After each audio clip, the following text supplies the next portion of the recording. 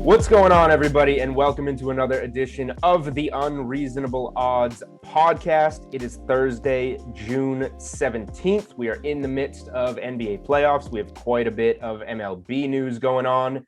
And if you're watching us on YouTube, you can see that we have a full booth here. My co-host, Steve Buchanan, as usual. I'm Julian Edlow. And we have a guest, Sam Panayotovich, from sports betting analyst at NESN, Fox Sports, and the host of the Chicken Dinner podcast, and a guy that you can see on NESN from time to time with our very own lovable host, Emerson Latzia. Welcome to the podcast, man. Thanks for the invite. I appreciate the offer, and I'm ready to talk gambling per usual. You'd be amazed at how many people, like I'm in the conference room next to the newsroom, people have takes, and when I say takes, they have bets every day. It's like the lady in accounting is like, hey, I like the over. It's like, holy, like I can't believe it. I mean, people want to bet on sports, and we're working on getting that going in as much of the country as possible. So that kind of ties in nicely. You, as one of our new guests here, Sam, we want to get to know you better. So we're going to run through a few quick questions here. Just have fun with it. We've had some pretty interesting answers from guests before, so I've reworked some of these questions without telling anybody, without telling Steve, without telling our producers. So our first question has always been kind of what is your biggest win? And I don't want you to use dollar amounts, but like I reworked it a little bit because I want it to be everyone's favorite win. So that could mean your highest odds win, for example, as I tell all our guests, Steve Pearce plus 3,000, 2018 World Series MVP. Or it could be your biggest money win, or it could just be one that you like personally, your favorite win in your gambling career. I wish I could sit here and tell you it was when Gonzaga beat North Carolina in the national championship in 2017. We had 70 to 1. We had 70 to 1 on Gonzaga, and they had a 2-point lead with like a minute 40 to go against Carolina. And we were already spending that money. You know what I mean? Now, we did hedge a little bit in Carolina because when you have $100 at 70 to 1, I know you said don't use dollar amounts, but when you have a dollar amount like that, you have to hedge. So we put a nice chunk on Carolina money line. So we would have still won, about $55,000 or $5,500 rather if Gonzaga wins the championship. But that was close. My favorite cash though of all time was when Braxton Miller got hurt at Ohio State. And Ohio State went to about 25 to 1 to win the national championship. And I had a buddy in Columbus who said, look out for this kid, JT Barrett. He's even better than Braxton Miller. Barrett takes them all the way into late November, and he gets hurt. And they roll in Cardell Jones as a starting quarterback. And I'll never forget him running over linebackers at Alabama and Zeke Elliott running over Oregon in the national championship. It's a pretty nice pop on the Buckeyes at 25 to 1. But the thing is, they were like 7 or 8 to 1, I think, before Miller went down. Mm-hmm. And they still had NFL talent on both sides of the ball, multiple guys. So we thought 25 to 1 was a good pop, and it turned out to be true. But I did not have Cardell Jones saving the day. That's for sure. All right. It worked out. It was that almost could have turned into a bad beat with the second injury, but it worked out in the end. All right. So without using Gonzaga being up 2, what is your worst beat in your gambling career? Oh, geez. I mean, I don't think there's anything on a future basis. Like, I still think the worst beats are the ones when you're going under 7.5 in a baseball game and it's 1-1 after 8. And then it's 2-2 after 9, and somebody hits a grand slam. Those are the worst. Like that happened the other day, an Altuve walk-off, right? Right. Yep. Those are the worst because it's, you're not a loser, but you are. After 9 innings, there's 4 runs. They have to double it. Like the only way you can get a couple runs in the top and then a couple in the bottom. We can go on forever, but a bottom of the 10th, bottom of the 11th grand slam with the score 2-2 with a total of 7.5. I've had multiple beats like that. I don't think this is a bad beat because the game could have gone either way. I was on the wrong side of the kick 6 in the Iron Bowl. I think I had Alabama futures that year, and they went for a field goal rather than punt. And, of course, Chris Davis takes it 100 and 7 yards or whatever. So I had Alabama futures. That wasn't really a bad beat because it was a tie game. I think I don't have a specific example, but losing on a walk-off grand slam to go over the total when you've got the under, nothing's worse in my opinion. Steve bets more baseball than me. He can probably relate to more of those. Well, so the over in extra inning games is hitting at 60% because obviously with the man on second. So like that totally makes sense too if you have an under 2 with the rate that it's been hitting this season. I mean, overtime is where unders go to die. Oh, everybody knows that. Yeah, I mean, I've even had basketball games when you go under a total like 225 or 230 because with a total like that you need one bad stretch for about 6 minutes in regulation, and the game's not going over. But I've had games where you're under 225 and it's 85 to 85 after overtime, and it's like triple overtime, and the Sixers won 140 to 130. Come on, like overtime, extra innings. Nightmare. All right. What is one of your favorite spots to target? Like when you're breaking games down and like, you can find something to bet on every day, but what's one of those spots that like a week out or like you see it coming and you just circle it and say like, this is one of the spots that I'm really looking to make like, a multi-unit play? I love going back on good teams in college football that just got upset. Like if, a couple years ago, let's say Alabama goes to Ole Miss and they, Ole Miss pulls the upset as like a 6-point home dog. Whoever Alabama plays the next week, I don't care if it's LSU. I don't care if it's, Coastal Carolina didn't used to be good. They used to be, you could railroad them if it's, the Citadel. I don't care what the number is. Like whatever that number is for a really good team off a bad loss, I like to lay it. But situationally in the NFL, there's something that I call the accordion. And a really highly perceptional team wins by 4 touchdowns. And then the team they're playing the next week loses by, 10 or 14. So I have all this extra perception. Like say the Packers beat the Bears 42 to 10. The Packers next week play the Lions, and the look ahead number was Packers minus 7.5. Now it's 10.5. And the Lions, oh, by the way, they lost by 2 touchdowns. So we get 3 extra points off a key number with a team that nobody wants to bet on against a team that everybody's going to bet on because they just won by 4 touchdowns. So you're building in to the accordion being pulled all the way to the right on the Packers and all the way to the left on the Lions. They have to over adjust, the books do, because they know everybody A, loves to bet the Packers, and B, just watch the Packers wax whoever. So they're moving that up, expecting the right. Like they expect the money to come in. And the Packers are going to be on every money line parlay.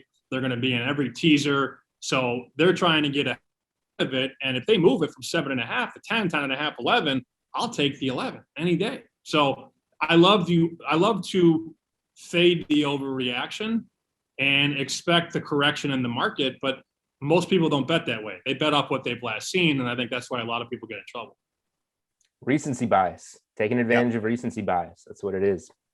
All right. In the opposite direction, you could almost use the same answer for this, but like one of your biggest red flags when it comes to sports betting, like what is a spot that you will not bet? Usually when players are banged up from an injury standpoint and they like come back into the fold, there was a very strong part of gambling media that was still thinking the Lakers were going to win, the game 6 against Phoenix. And it's like, look, we just watched game 5. Davis wasn't on the floor. They're going to clear him for game 6, but it's like, okay, he's in, but is he really in? Is he effective? Is he valuable? He was a non-factor in that game. And even though I think in lights, we all see Anthony Davis is in, you're not even handicapping him playing. You're handicapping how effective he is. So I always get nervous. I don't want to say that I stay away entirely, but it certainly like makes me think extra long and hard about it. Like I had the Nets the other night at 3.5, but people are like, well, what do you know about James Harden? I don't know anything. Like he could be awful. And he wasn't really that good. They won because Jeff Green played like Jeff Green from 2009 and Kevin Durant had 49, 17, and 10. They didn't win because of James Harden. So I think it's always important to be cautious about players that are hurt or have been hurt coming back into the fold. usually they're not near 100%, and usually we overreact and over-adjust their addition to the team. It's usually a situation where they're not as good as they should be, but because they're in, the market tends to overreact that way. Agree. I had some Lakers futures that went up in flames. I have some Nets futures that even I will say I'm happy with the 46 minutes we got from Harden the other night instead of a Mike James getting those minutes. The Bucks maybe could have gone after him a little more defensively, but he gutted it out there. But we'll talk about that. The Bucks should have won that game by 30 for the right. Like the Bucks should have killed them. The fact that they didn't make any adjustments, and you're talking about somebody who had Brooklyn 3.5. Me too. Me too. I mean, they were down 16 at half. They should have blown Brooklyn off the floor. Somebody actually texted me after the game. They were doing the press conference, with the coaches. Somebody said Coach Bud looks like he picks up bet slips at the casino. And I thought it was a perfect way. He had the look. Oh, awful. All right, we're gonna roll over to NBA after this one, and this is a quick one, easy one. Best advice you have for new sports bettors? I would say it's always get the right number. There are so many people. Let's use the NFL for example. These lines come out. People don't realize that they don't come out game day. They come out the week before. Some sports books put them up Sunday. I know DK's got them up sometimes on Sunday or Monday morning. So you have the whole week to bet on them. And, like an underdog. I love underdogs in the NFL. But people will, they won't bet the +7 on Sunday night, Monday morning, going into that week. They'll wait until kickoff, and that 7-point dog is now 5.5. And it's like, well, it doesn't really matter. What? Of course it matters. 5.5, the worst number in football. You would be amazed at how many people tell me, well, it's just a half a point.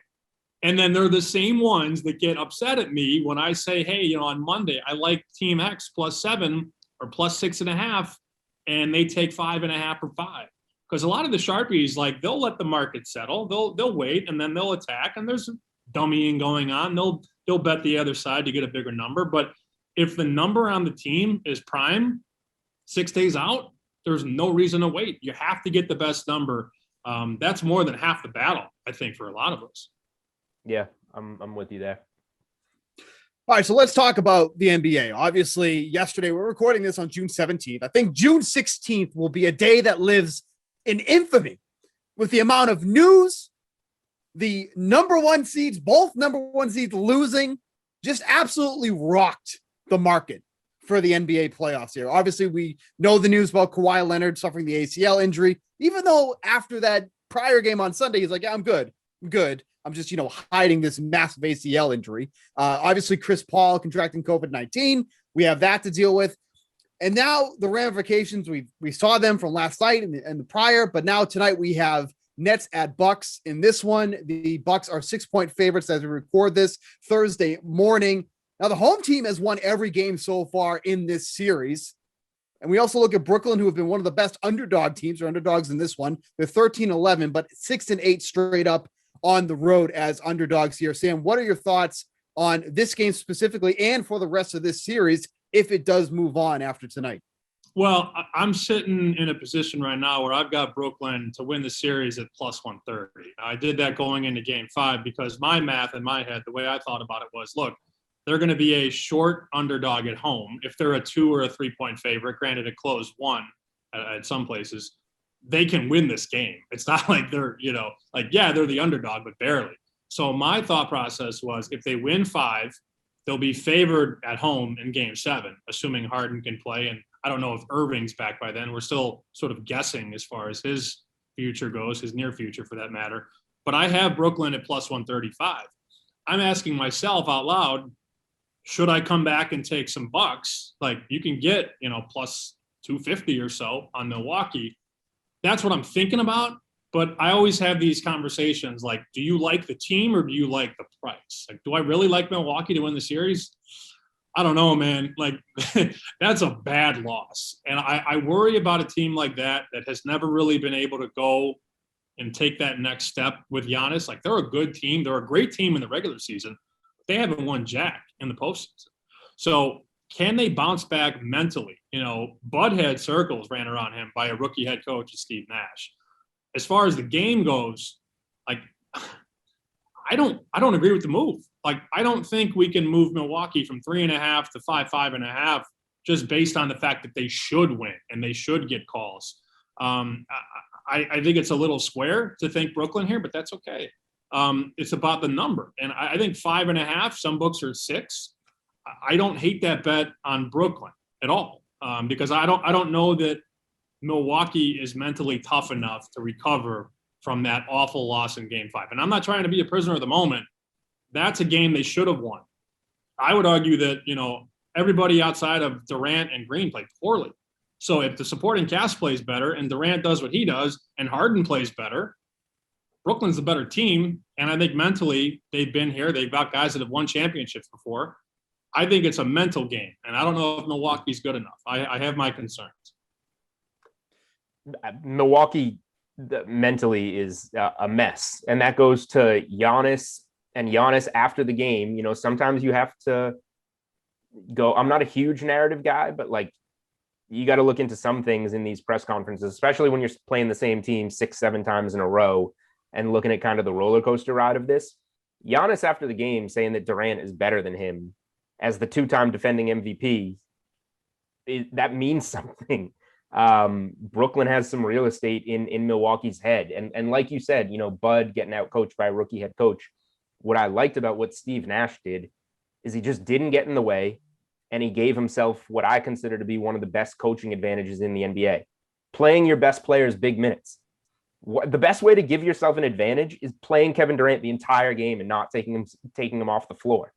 You take Durant off the floor for 4 minutes and play him 44 minutes, you don't win that game. So just playing your guys and not getting in the way. Like Bud plays his guys, his stars. Giannis famously plays less minutes. Like he played 28 minutes per game and won MVP one year. Just kind of gets in his own way and doesn't make the adjustments. So the shift here, I'm with you. I'm already heavy on Brooklyn. So I don't want to get in my way too much for the series and the East, but the 6 points for a team going against Milwaukee that we almost expect to collapse in the second half, I'll take the 6 points. And really quick, talking about Harden, we expect him to be better.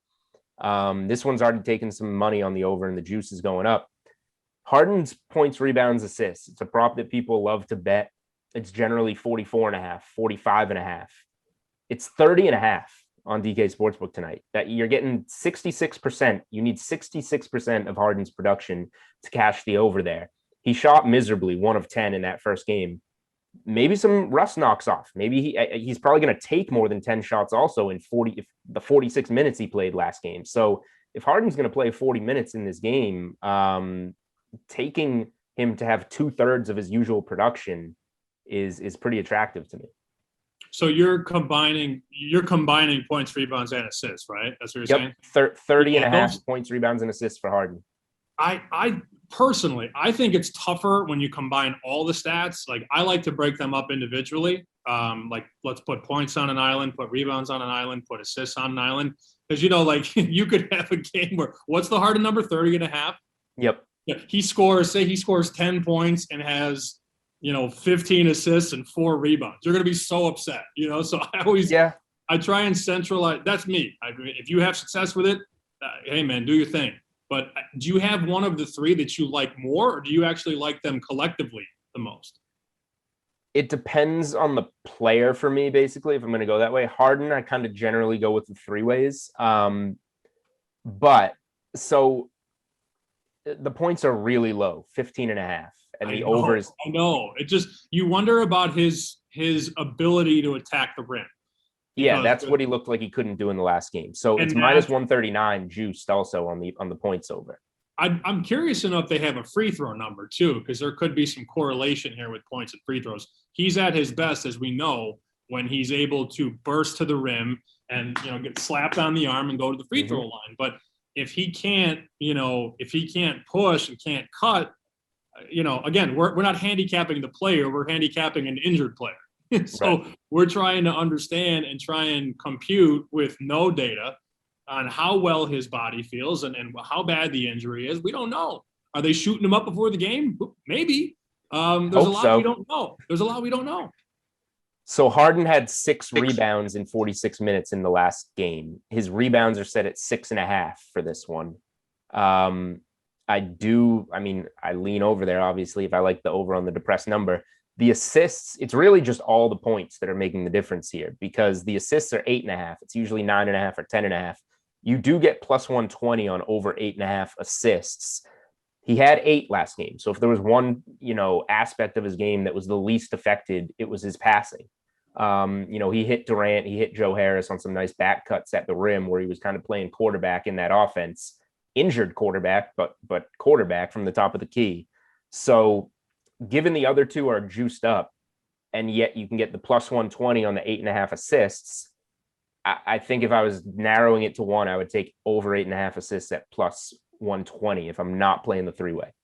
I love. But you got to rely on the one about that is you got to rely on teammates to make shots too.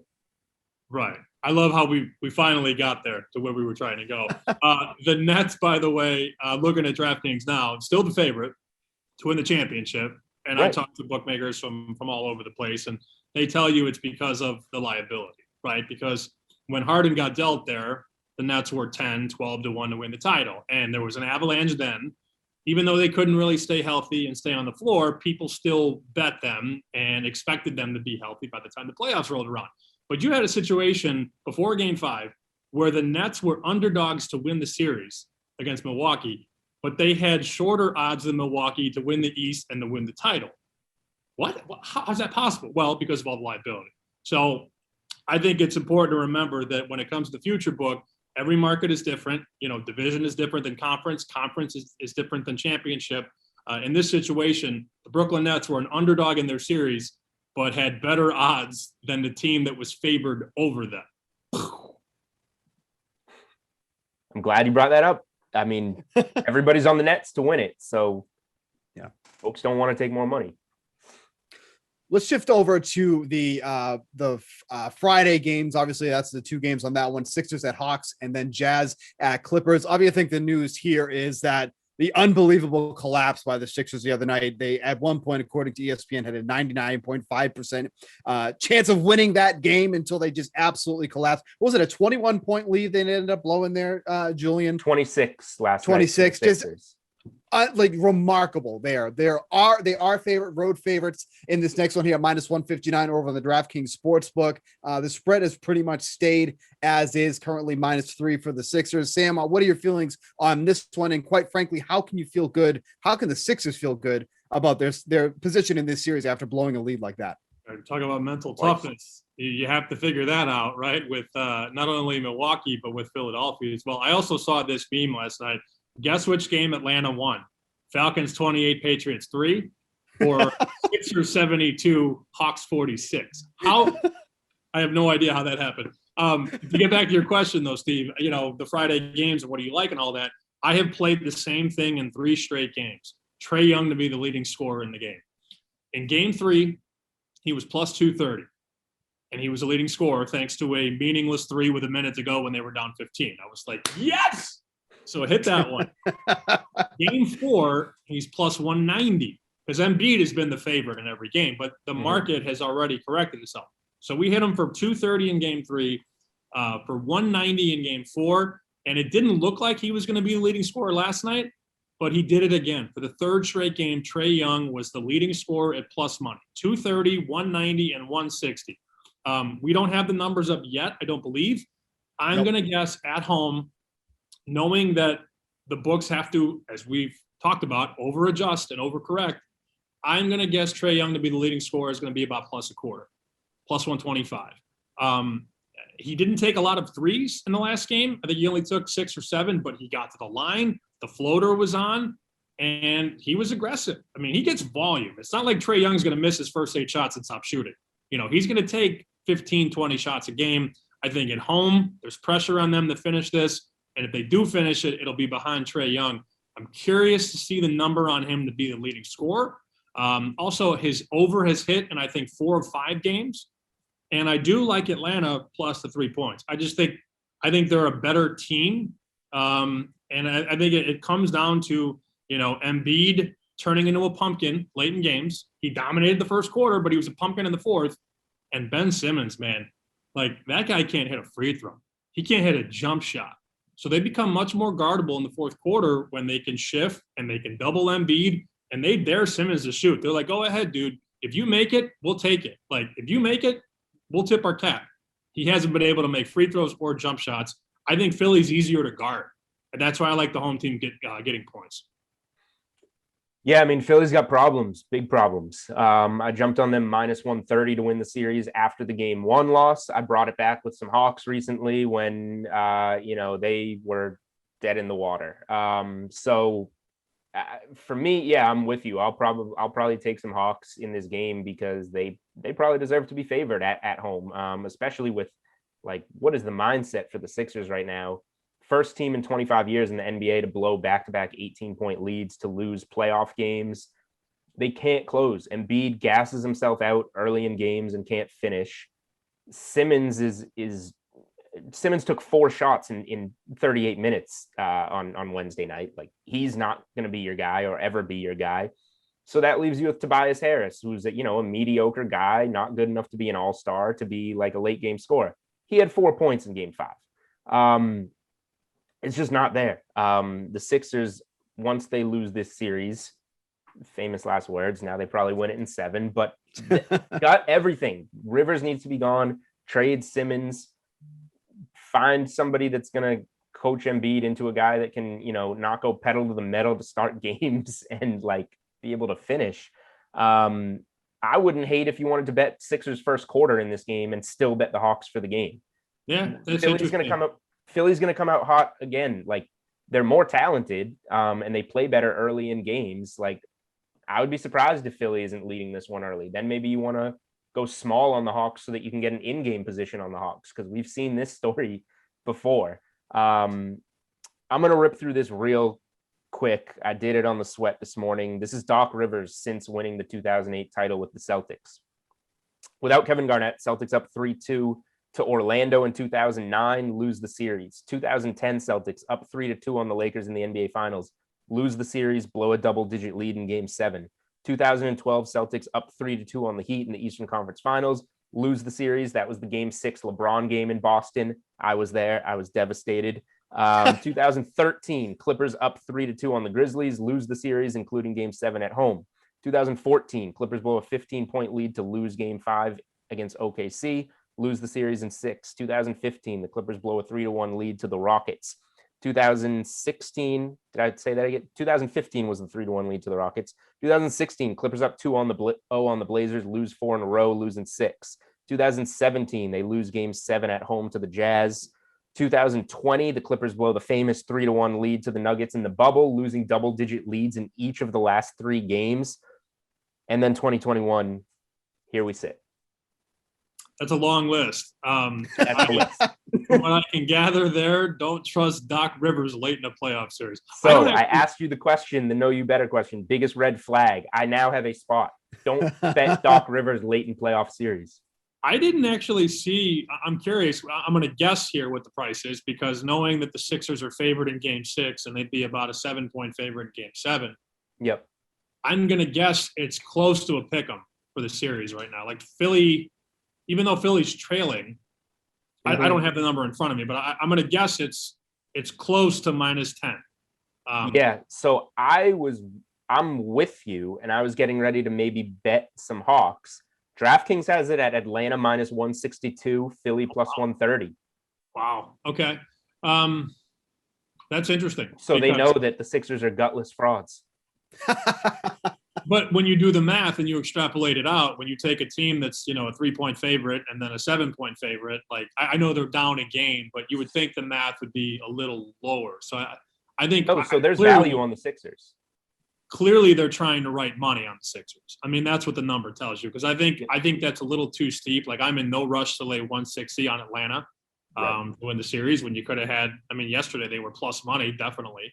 Yeah. So. It's that mental arithmetic. It's like, all right, well, what should the number be and what is it? I think it's clear the book is trying to write Sixer money, but that's a pass. But like, I'm not laying it, that's for sure. And I want a bigger number on They got, no, I don't know. I want a bigger number. I don't know that I trust Philly. So it's a pass, but it's an interesting number, right? All these numbers tell a story. They always do. All right, real quick before we go to baseball, any Clippers Jazz series thoughts? I scooped up Utah -3 and money line as soon as the Kawhi news hit. Hedged out a little bit, but I got such great value and believed in Utah so much at home that I wanted to risk a little bit of that and leave it. Let me down. Clippers now -167 in the series. Jazz +137. The Jazz are 2-point favorites in LA for game 6. Both number 1 seeds that choked game 5s away at home in a 2-2 series are favored on the road on Friday night in game 6. Anything on game 6? Anything on the series here for you? This series is drunk. I don't know. I don't know what to do with it. The Clippers also have been, I would argue they've been better on the road over the postseason, right? Especially against Dallas. Home court meant nothing to them. And this is another fascinating, development in the sports betting world. Some teams have full boats, others don't. Like that Suns and Lakers series. The Suns were at 90% capacity. The Lakers were at 28. How is that fair? Even in hockey with the Vegas and the Montreal series. Vegas has 100%. Montreal has 3,000 fans. So we're also weighing that into our equation. I don't think home court is as important for the Clippers, who don't have the capacity and don't really play well at home, or they haven't for that matter. I would think Utah, except for the two blowouts over Utah. Yeah, right. They've been better this series, but as a whole, I think they've been about 50-50 as far as ATS with home court. So the number tells you the books are going to expect some Utah right. Maybe some desperation here. I don't think Utah's cooked. I think they didn't take the Clippers seriously. That's for sure. They weren't mentally prepared to take on a Clippers team without Kawhi. I think they already had collected $200 for passing go, and they got slapped right away and they couldn't recover. I think you get a more focused Utah team, and I don't hate that number, -2. I think this one goes 7. I think it does. If you were to tell me before the series, how long does the series go, or ask me how long, I probably would have said 7. So I could see it going back to Utah for game 7. And at that point, who knows? I feel like I have a pretty good pulse, or at least a good idea in a lot of these games, or right or wrong. I'm pulled one way. I'm not pulled anywhere in this series. This series is I feel like I'm blindfolded playing, pin the tail on the donkey. I have no idea. I kind of lean to the Jazz. Last night was supposed to be Utah's. Wednesday night was supposed to be Utah's game, and the series was supposed to be over without Kawhi. The Clippers have a completely out of character performance for their franchise, for Ty Lue, for Paul George, who gets all the knocks, and they grind it out. Now everybody is, in favor of the Clippers. I think this is where it switches, and that the Clippers curse is real. And after they bait everybody into believing in them, this is where it goes the other way.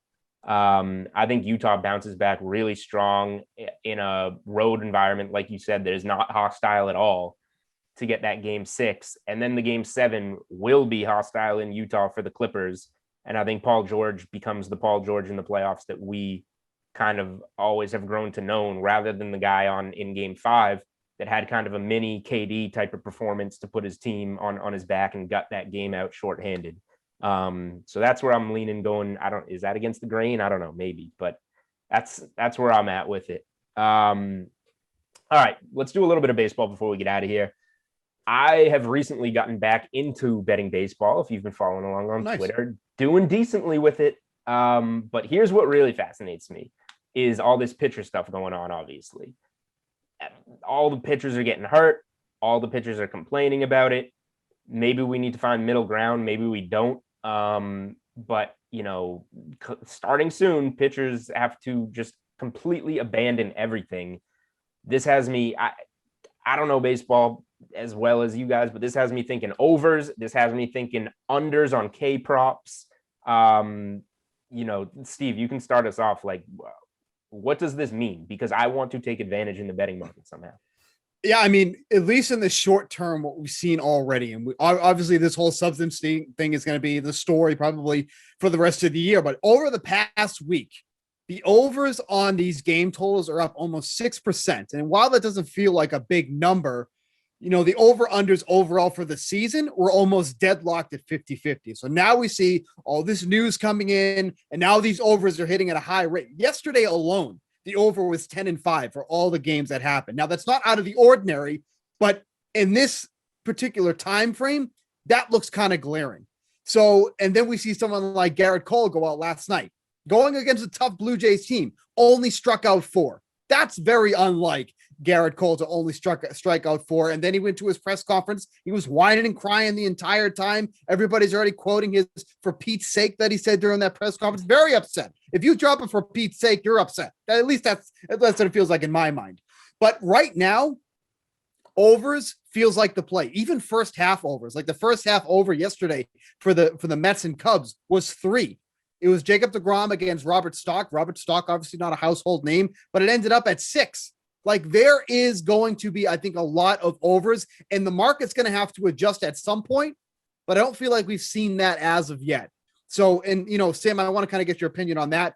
I think the overs are going to be the play here, and first half overs too, especially if pitchers are not able to grip the ball like they like. So now they're trying to overcompensate. And that, to me, means that there's going to be a lot more mistakes or balls left over the heart of the plate for batters to take advantage of. So we definitely saw a pitcher's market to begin the year. I think we're going to see a massive 180, at least through the rest of the year. Well, I mean, you already gave the data to back it up. A 6% hike up is massive. People go, well, that's not a lot. You're telling me 50-50 to 56-44 isn't a lot in sports betting? Holy cow, 6% takes me from 53% to 59%. And all of a sudden, I'm a lot richer than I would be if I was hitting 53%. You know what I mean? So 6% is massive. I think I think you said it best. In the short term, until the books do adjust, I think, I don't know that you could blind bet every over. I think eventually that you could have that day where you go 0-15, I've seen that happen before. But I think generally speaking, the right team and the right situation, I would be looking over. Thing is, the books are going to adjust though. Like in the NFL last season, when, through week 4, the overs were like 68%. Well, what happened in week 5? The under went, 11-5 because the totals, instead of opening a total in football at 47, they opened it at 50. Instead of 51, it's 54. Now, it's tougher in baseball because I can't exactly say, all right, Steve, I'm going to move this total as a bookmaker. It should be 8. I'm going to move it to 9 because then you're going to have sharp guys hit you under 9. You can't really move the market that much. But I do think, I would argue that a half run is extremely expensive. And rather than 7.5, maybe it's 8. Rather than 8.5, maybe it's 9. Because it's all math and it's all kind of crunching the numbers and then baking in the perception.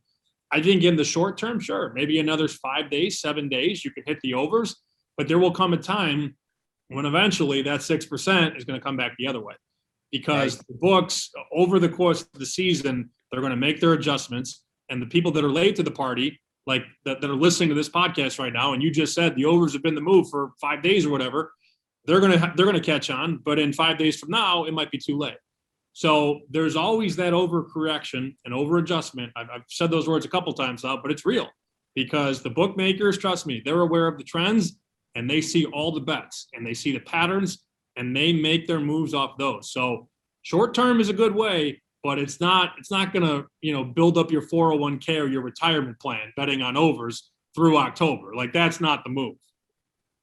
And so these new rules go into effect on Monday, the 21st. Am I right? Right. Yep. Okay.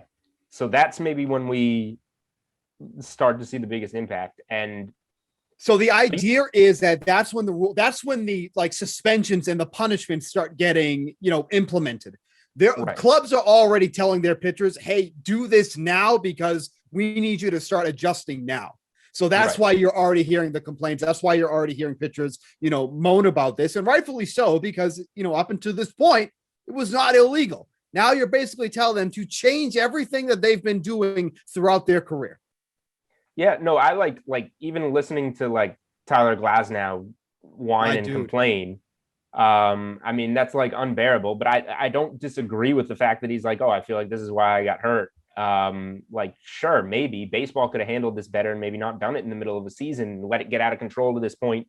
you should have been doing this before this season. So like everybody's at fault, but it's a bad look to be whining about just not being able to cheat. But like you said, Garrett Cole had 4 strikeouts the other night. Like I'm surprised that you guys are not more interested in strikeout unders for some of the big names that we see. Cole can be around like 10 strikeouts, and you're telling me you got 4 last game. Like I'm very interested, especially if it's somebody that's been up there, complaining about this. I'm interested in these strikeout unders. Maybe I'm just a square that doesn't know about baseball, but at least for me, I need more of a sample for the strikeout unders before they start calling that a trend. It's not as if Garrett, then it's going to be gone. Which is like Sam said. So I gotta I'm just gonna blind myself and go in there on the strikeout unders. I think that's a fair assessment. But when you look at like over unders for the whole league, like that took a significant jump.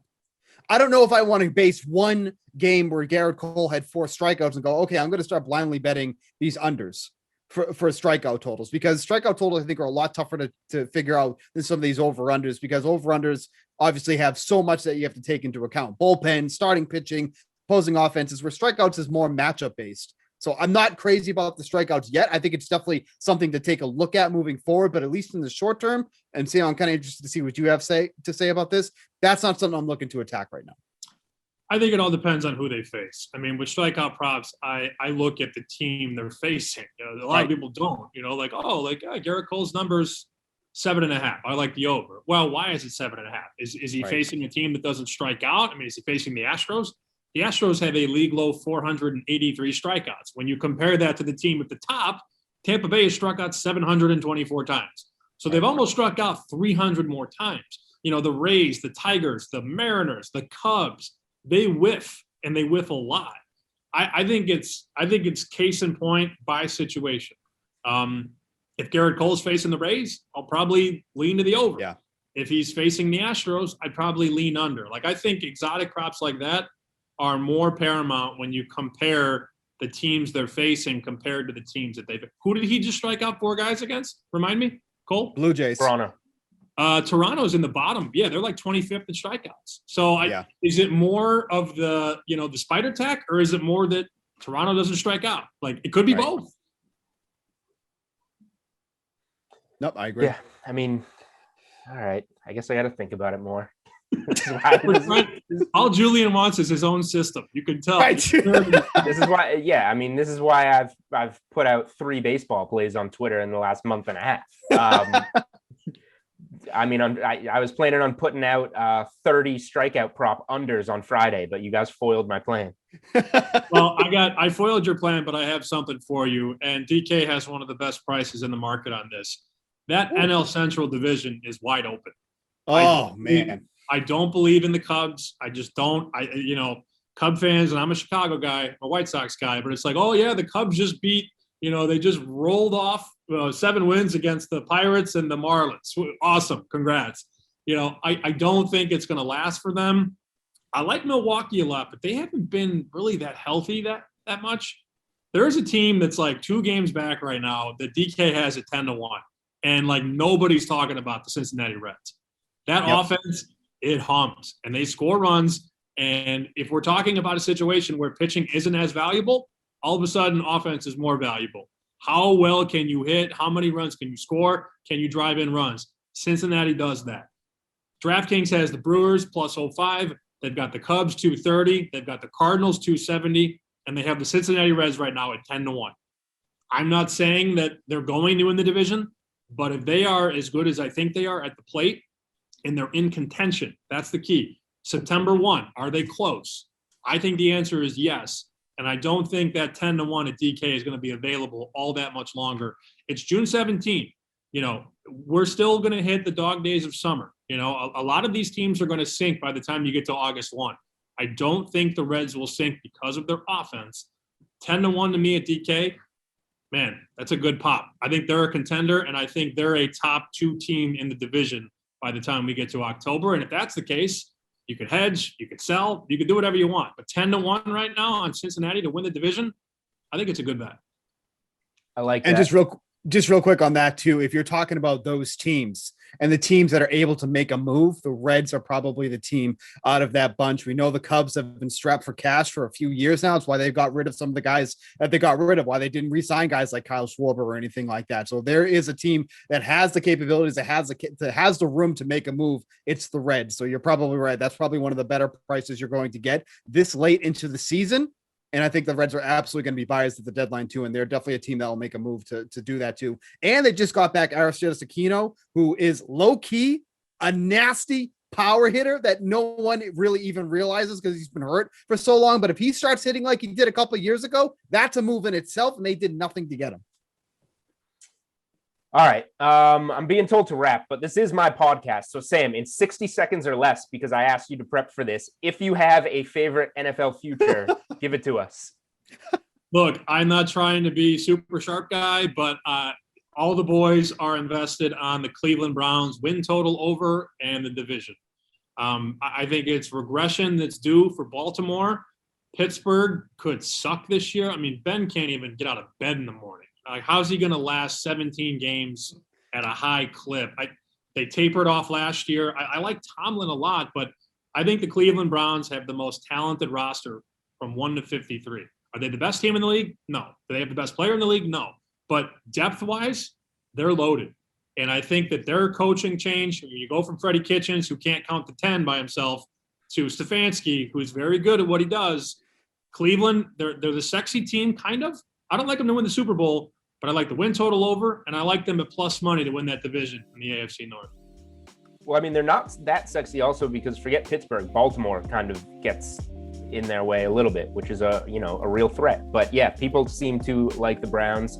We're not going to wander down an NFL rabbit hole right now, though. All right, we covered a lot. And we will be back next week for another Unreasonable Odds podcast on Thursday. But for this week, he's Steve, I'm Julian, Sam Panayotovich of NESN, Fox Sports Chicken Dinner Podcast. Thank you for joining us, man, and spreading some knowledge. Anytime, boys. Thanks for having me. Thanks, man.